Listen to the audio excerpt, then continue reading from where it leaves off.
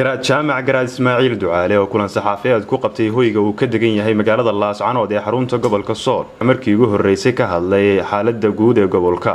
garaadku waxa uu baaq nabadeed u diray maamulada Puntland iyo Somaliland, sidoo kalena waxa uu faahfaahin ka bixiyay kulamo gooni oo garaadku la qaatay bulshada ku dhaqan magaalada Laascaanood ee xarunta gobolka Sool.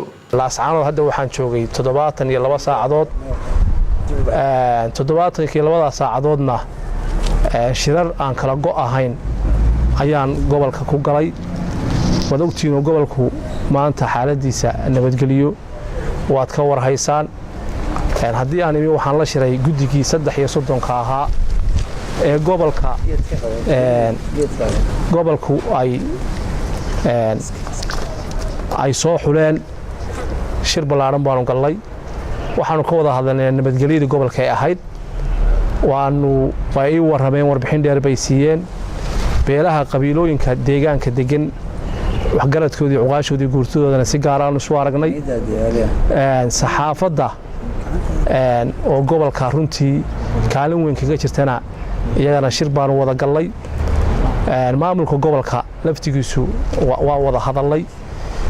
magaalada Laascaanood maanta waa nabadgelyo.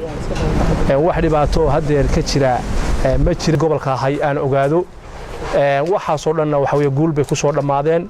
magaaladu waa nabadgelyo weeye. dadka reer Laascaanood waxaan leeyahay nabadgelyadiina ilaashada.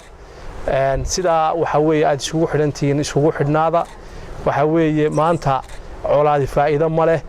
dhibkay colaadu leedahay waad garanaysaan. dhibaato in idinku filan waad soo marteen. maanta anigu garaad nabadgelyaan ahay.